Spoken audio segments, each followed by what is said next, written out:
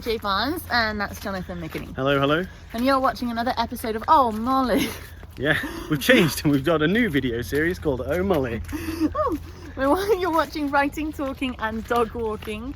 Molly is off leash, which is why she is... We're up at the castle, so... She is muddy. That way? She is. Can we get through that way? That's my question to you. I think so. Okay, let's go. Mom! If not, we will pause and come back. Molly! Here she comes. She's going to come rocketing round any second. Don't crash. There she is. Right, are you sure? Yeah, it'll be fine. All right. So yeah, you're watching another episode of Writing, Talking and Dog Walking. We are doing an adventure series today. Today we're going to be talking to you about about midpoints. Yes. So midpoints. Midpoint in your story and what you should use it for and importance of it. Yes. Now there is no one rule about what you should use your midpoint for, but you should use it. Is I suppose the only rule. Judith, what is a midpoint? What is a midpoint? So a midpoint in your story is when you've done all your setup to your story. Yeah. You have got your protagonist and your antagonist locked in conflict. Right, yeah. You've Very got good. them motivated towards achieving what they want to achieve. Great. So they're aware of each other and... Oh, maybe we should go that way. Yeah. Take a little break. I was wrong. I did wonder, because... You want to go down there? Yeah, I guess I'm gonna... we're back. Oh, God in heaven. JJ's adventures are going well. Right.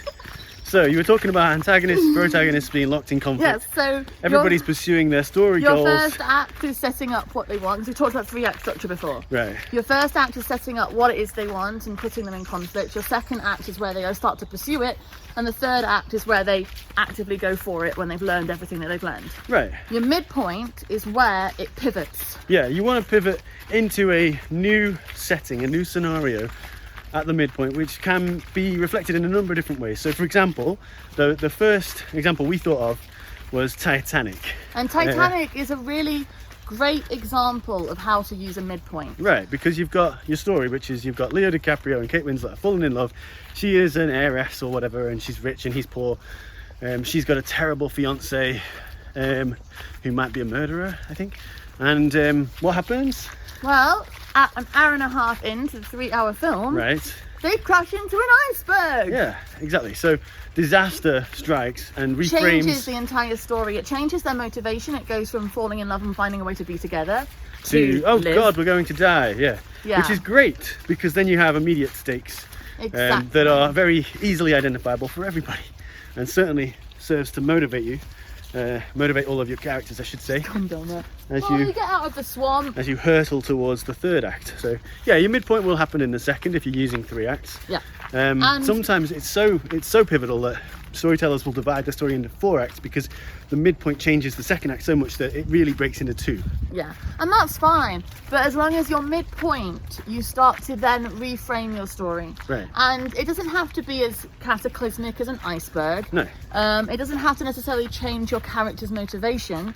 I mean, obviously, in Titanic, it goes from be together to survive. Right. But your midpoint... But they still want to be together, so... Yeah. And he still wants to... Yeah, exactly. So your midpoint is where suddenly the story is now shifted and is moving towards the end goal in a slightly different way. Right. It's about reframing everything. Yeah, the entire exactly. environment in which your story is being told. So another good Second example that we had was Captain America: The Winter Soldier. So in the first half of that film, I think that's 2 hours and 30 minutes, so you've got an hour and 15 minutes in. Throughout the first half of the story, Steve Rogers... Bicycles! I nearly said Steve Trevor. Let's stand aside. Wrong universe. I know. Steve Trevor is Wonder Woman. Yeah.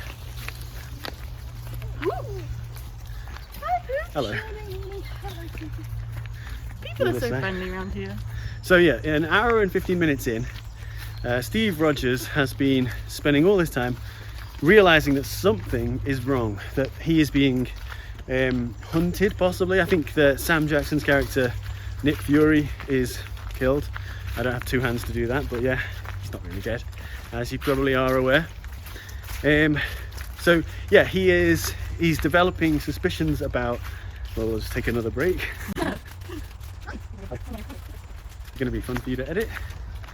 A lot of people walk dogs around here. Apparently so. So yeah, Steve Rogers is developing suspicions about S.H.I.E.L.D., the sort of shady government agency that he's been sort of recruited into to fight battles for, and he has concerns about some of their motivations, but he doesn't realise what's going on. There's mystery. Nick Fury has been I'm not explaining it well. Nick Fury has been attacked, and as I mentioned, he is apparently dead. At the midpoint anyway, he finds out what's going on. It is that Hydra, the evil version of S.H.I.E.L.D., infiltrated S.H.I.E.L.D. like decades ago, and have been secretly controlling things ever since. So this is dramatic as hell.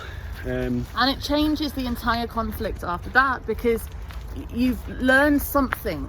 I think that's a good way of talking about it. The midpoint can be you learn something. Yeah, because your protagonist and your audience. Yeah, you're in Titanic, they learn that they're gonna sink. Yes. In Captain America, Winter Soldier, Captain America learns that Hydra have infiltrated S.H.I.E.L.D. Right, and like it or not, and some people won't like it, some people have a problem with this actually, the revelation that Hydra is secretly controlling S.H.I.E.L.D. actually clears up all of the messy moral shit that Steve Rogers has been wrestling with, because now he's like, no, there are good guys and there are bad guys, and I can just fight the bad guys. Exactly. That's good for a younger audience, but I think that movie was kind of pitching at a slightly older audience, and possibly then bottomed out a little bit of the more mature. I liked it. Yeah, no, I enjoyed it too. But I think people who were looking for something a little more like commentary on the world that we live in might have been a little bit disappointed by that. But that's why, you make a choice and you stand by it. But the way that it works in storytelling is that it's a good use of a midpoint. Right, exactly. It's a great use of a midpoint because it shines a light on everything that's been going on, and it motivates Steve. With our writing, we try to do a good midpoint. Like, I know you are, I would say, pretty bloody brilliant at a good midpoint. Wow, thank you very much. Well, midpoints was something I wanted to put into practice from the beginning. So when I first wrote a novel, Emily the Master Enchantress, one of the main things I was looking to do, I was kind of using 3-act structure and midpoint and storycraft as training wheels for me personally, as I learned how to do a story, to tell a story in an entertaining way. So I had a couple of revelations at the midpoint. One, that one of the good guys was secretly a bad guy. It's not the biggest genius thing ever, but it's information the audience learns that changes the story. Yeah, it's fuel for your story in that second half, because what can happen in the second act sometimes is that people get a bit bored. Avengers Age of Ultron, they go around to Hawkeye's house and have a lot of conversations, and a lot of people, even though I enjoyed that, a lot of people did not. So I'm just lurking. Okay, yeah, a good midpoint will be like rocket fuel to your story as you go into the second half. Maturity. Yeah, and then in the second S.H.I.E.L.D. Maze book I wrote, the midpoint centers around a turning point for the main character, Miri. In the third story, it is when essentially, not even stars, all of the information has been gathered and they are then challenged to start a new phase. It's a little more difficult to explain, that one. There's no secret bad guy, but there is a clear midpoint. Yeah. So in your story, when you want to write, this is the viewer, not mine. Right, you know what you're doing. You've done it already. But if you want to write a book with a good clear midpoint, which I highly recommend because of all these reasons, it makes it more exciting because it flips everything, it keeps your audience interested, it kind of hurtles you towards your third act because they're suddenly in a different situation they have to deal with. Yeah, absolutely. Think of it like that. Think of it like a pivot.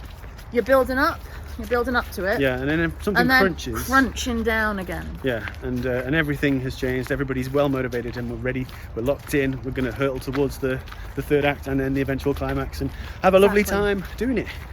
So yeah, that's what our recommendation is and our advice on a midpoint. Yeah. Oh, one last thing. If you are listening to this and you're like, right, this sort of sounds familiar. It sounds like what I'm doing. I'm around about the midpoint, I think. But then you find in the second half of your story, there's not enough story to tell.